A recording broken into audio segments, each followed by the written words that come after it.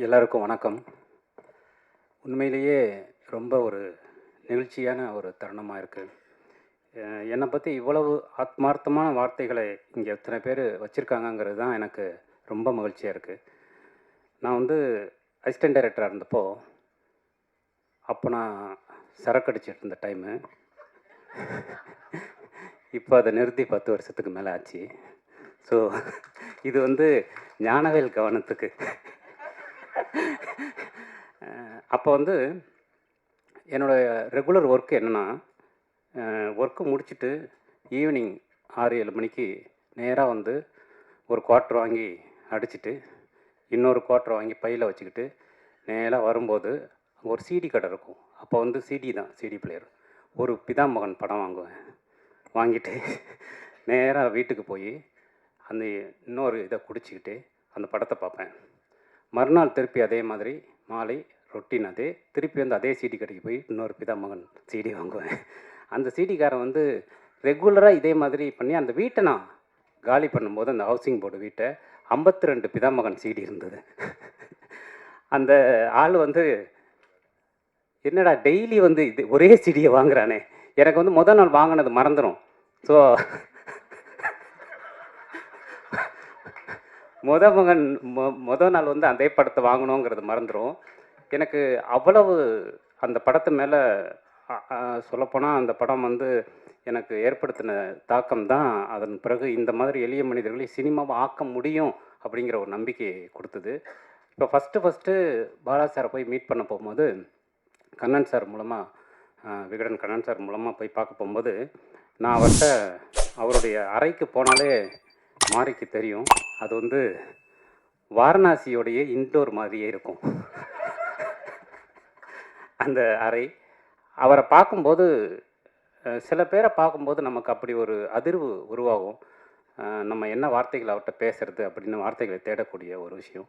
நான் அவர்கிட்ட வந்து இந்த 52 சிடி பிதாமகன் சிடி வந்து என்னுடைய அறையிலேருந்து நான் காலி பண்ணும்போது எடுத்துகிட்டு போனேங்கிறத நான் அவர்கிட்ட சொல்லணும் அப்படிங்கிறத ஒரு பெரிய இது இருந்தது. ஏன்னா ஒரு ஒரு கலைஞனா நான் இதை சொல்லும்போது அவர் ஒரு பெரிய மகிழ்ச்சி அடைவார் அப்படிங்கிறதுனால நான் அவர்கிட்ட இந்த சம்பவத்தை சொன்னேன். அவர் அப்படியா அப்படின்ட்டு அதுக்கப்புறம் அதை பற்றி பேசவே இல்லை. அதுக்கப்புறம் அவர் அமைதியாக இல்லை. ஸோ அப்படி வந்து எதையுமே தன் படைப்பு பற்றின இவ்வளோ பெரிய பிரம்மாண்டத்துடைய ஒரு துளி கூட அறியாதவராக அவர் இருக்கிறாருங்கிறது வந்து ஒரு மிகப்பெரிய விஷயமாக நான் பார்க்குறேன். என்னை போன்ற நிறைய பேருக்கு ஆத்மார்த்தமான வழிகாட்டியாக இருக்கக்கூடிய பாலா சார் இங்கே வந்ததுங்கிறது மிகப்பெரிய மகிழ்ச்சி. இங்கே வந்தது, இவ்வளோ தூரம் இருந்தது, இன்றைக்கி அவர் பேசினது. ஏன்னா பாலா சார் வந்து இவ்வளோ நகைச்சுவாக பேசுவாருங்கிறது எங்களுக்கு தெரியும். அவரோட பர்சனலாக பேசும்போது அவ்வளோ விஷயங்கள் ஷேர் பண்ணி பேசும்போது, பட்டு ஒரு பொது இடத்துல இவ்வளவு மகிழ்ச்சியாக சந்தோஷமாக அவர் பேசினது தான் இந்த விழாவுடைய முதல் சிறப்புன்னு நான் நினைக்கிறேன்.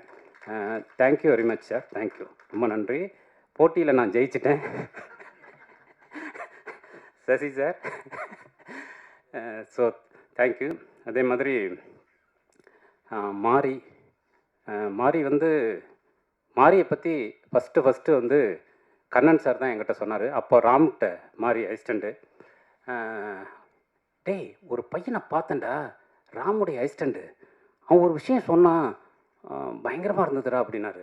என்ன அப்படின்னா, இந்த குடிக்கிறது, தம் அடிக்கிறது, அதை பற்றி கேட்கும்போது அப்போது மாரிக்கிட்ட நீ பண்ணுறது இல்லையா அது அப்படின்னோடனே, இல்லை இப்போ பண்ணுறதில்ல, இன்டர்வலில் இடி விழுந்தா செகண்ட் ஆஃப் இப்படி தான் இருக்கும் அப்படின்னு அப்படின்னு சொன்னாட்டா அந்த பையன். போகிற போக்கில் எவ்வளோ பெரிய விஷயத்தை இப்படி ஒரு டைலாக்காக சொல்லிட்டான் அப்படின்னு தான் மாறி எனக்கு கண்ணன் சார் அறிமுகப்படுத்தினார்.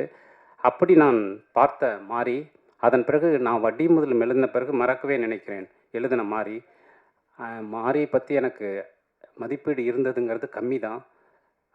பரியேறும் பெருமாள் படத்தை 4 ஃப்ரேம்ஸில் நானும் ஹெச் வினோத்தும் பார்த்தோம்.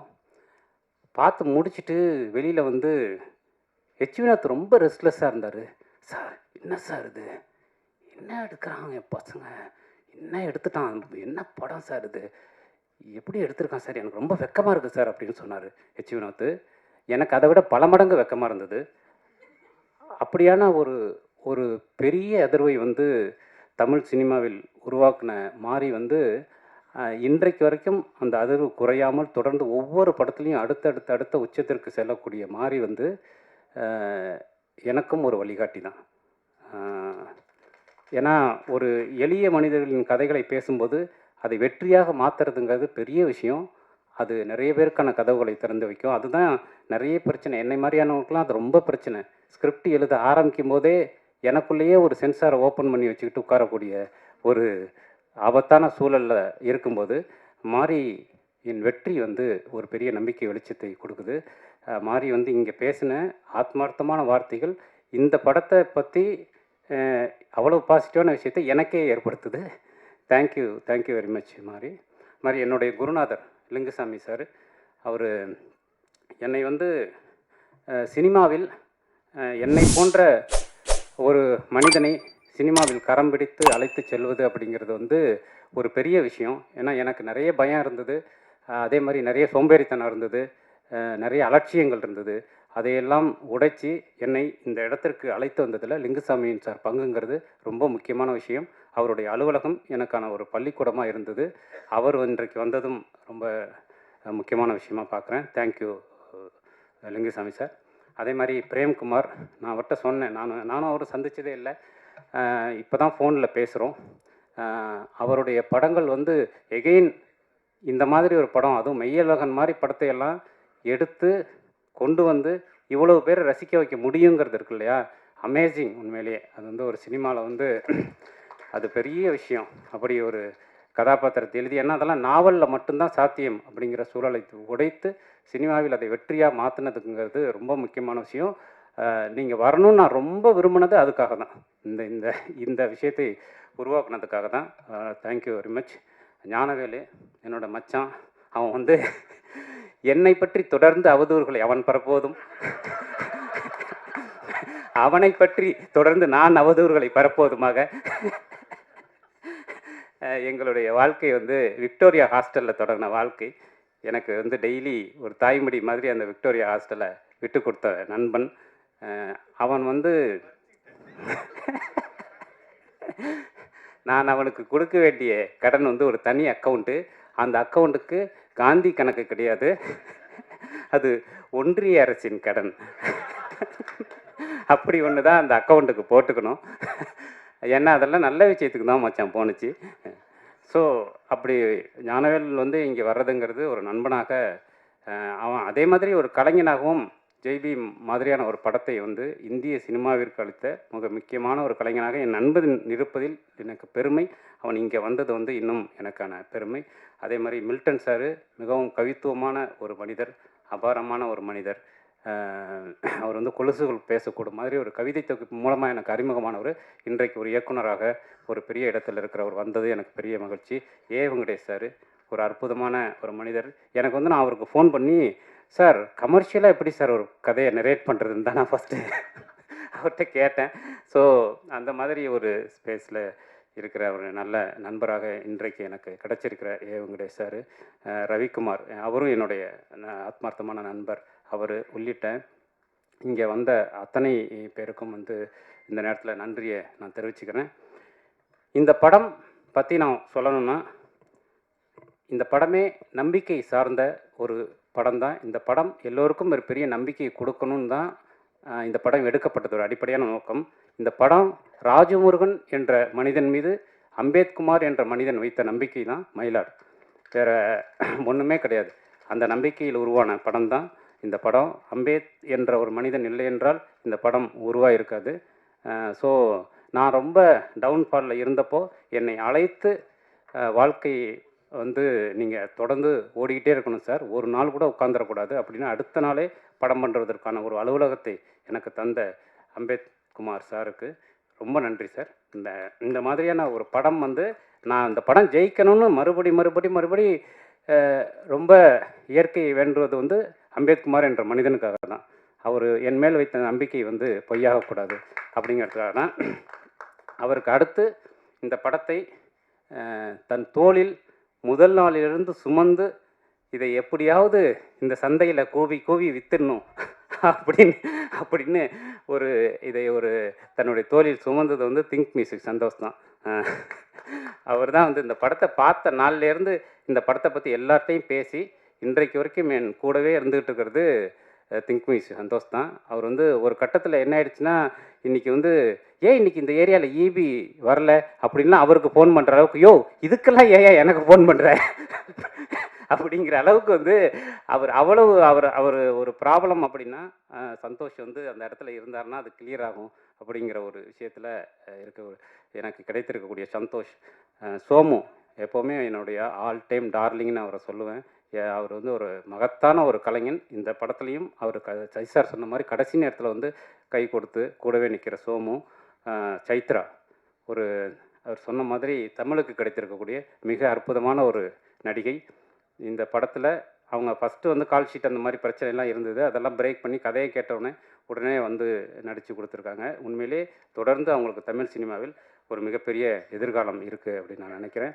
ஷான் வந்து ஷானும் நானும் சேர்றதுங்கிறது ஒரு ஆத்மார்த்தமான பிணைப்பு. அது வந்து இசை மட்டும் இல்லை, நிறைய அதுக்குள்ளே இருக்குது. இலக்கியம், அரசியல், எல்லாம் சமூகம் சார்ந்த அத்தனையும் ஷான்கிட்ட விவாதிக்கலாம். அதெல்லாம் சேர்ந்து தான் அவருடைய இசையாக வருது. அதனால் எப்போவுமே ஷான் வந்து என் கூட இருப்பார், அவர் இசை என் கூட இருக்கும். மயிலாடில் அது இன்னும் அடுத்த கட்டத்தை அடைஞ்சிருக்குன்னு நான் நினைக்கிறேன். நீரவ் சாருக்கு அவருக்கு ஹைதராபாத்தில் ஒரு ஷூட் இருந்ததுனால வர முடியல. இந்த படத்துக்கு அவருடைய ஒளிப்பதிவுங்கிறது ஒரு மிகப்பெரிய பலம். சத்யராஜோட எடிட்டிங், அவர் பல நாட்கள் வந்து அவருடைய வீட்டிலையே இருந்திருக்கோம், இரவு பகலாக அவர் கூடவே இருந்திருக்கார் துணையாக. அது ரொம்ப அற்புதமான விஷயம். அது ஆர்ட் டைரக்டர் பால்ராஜ் உள்ளிட்ட அத்தனை பேருக்கும், என்னுடைய கோ டைரக்டர் செல்வபாண்டி உள்ளிட்ட அத்தனை பேருக்கும் இந்த நேரத்தில் நான் நன்றி தெரிவிச்சுக்கிறேன். தன் வாழ்நாள் முழுவதும் அகிம்சையை பேசிக்கொண்டே இருந்த காந்தி துப்பாக்கி குண்டுக்கு பலியானார். இன்றைக்கு இந்தியாவின் சீர்திருத்த முகமாக பார்க்கப்படுகிற, உலக அரங்கில் இந்தியாவின் சீர்திருத்த முகமாக பார்க்கப்படுகிற அண்ணல் அம்பேத்கர் தனது சொந்த ஊரில் தேர்தலில் மக்களால் தோற்கடிக்கப்பட்டார். தனது வாழ்க்கை முழுவதும் இடைவிடாமல் இந்த உலகத்தை சிரிக்க வைத்து கொண்டே இருந்த சாப்ளின் தனது தனிப்பட்ட வாழ்க்கையில் சில பல கல்யாணங்கள் செய்து கொண்டு எந்த குடும்ப வாழ்க்கையிலும் நிம்மதியாக இருக்கவே முடியாமல் இருந்தார். இதிலிருந்து நான் கற்றுக்கிட்ட பாடம் என்னென்னா, ஒரு மரணமோ, ஒரு தோல்வியோ, ஒரு துன்பமோ ஒரு மனிதனின் ஆற்றலை எதுவுமே செய்துவிட முடியாது. அவன் வாழ்ந்த வாழ்க்கை மட்டும்தான் இந்த உலகத்தின் முன்பாக எப்போதும் இருந்து கொண்டே இருக்கும். அந்த நம்பிக்கை மட்டும்தான் வாழ்க்கை.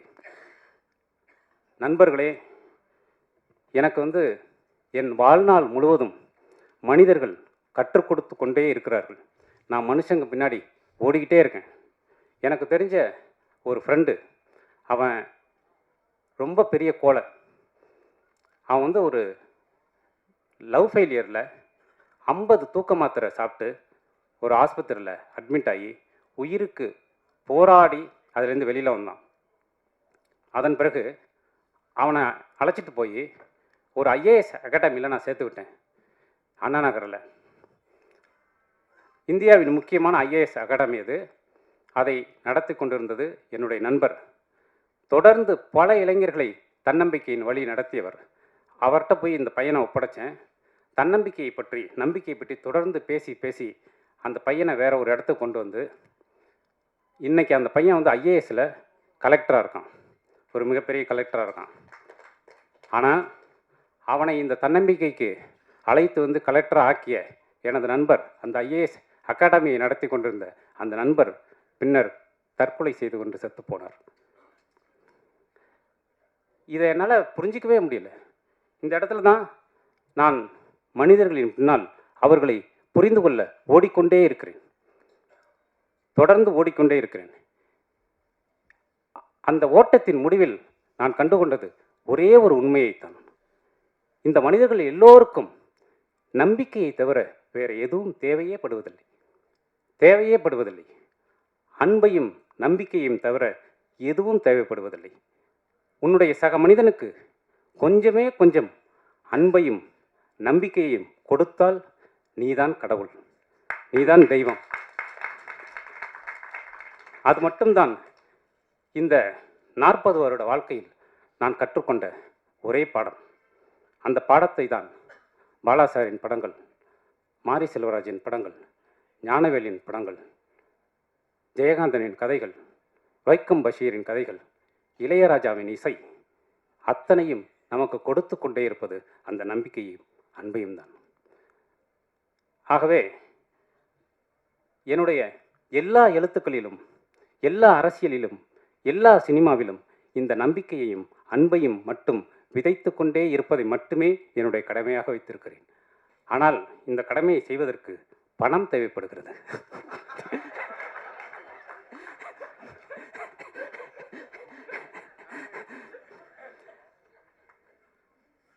அந்த பணத்தை சம்பாதிக்கும் அளவிற்கு அறிவாளியாக என்னை இயற்கை படைக்கவில்லையே. அதை மட்டும்தான் இப்போ நான் கற்றுக்கணும்னு நினைக்கிறேன். அதனால் எப்படியாவது இந்த மாதிரியான படங்கள் வெற்றி பெற வேண்டும் என்று நினைப்பதற்கு தேவை, நான் நினைக்கிற ஒரே விஷயம் அதுதான். அன்பையும் நம்பிக்கையும் விதைப்பதற்கு இந்த வியாபார சூழலில் பணம் தேவை. அந்த பணத்தை எப்படியாவது மீட்டு தயாரிப்பாளரிடம் கொடுத்து விட வேண்டும். அதனால் இந்த படம் ரிலீஸ் ஆகிற நேரத்தில் நான் ஒரே ஒரு நொடிக்காக தான் காத்திருக்கிறேன்.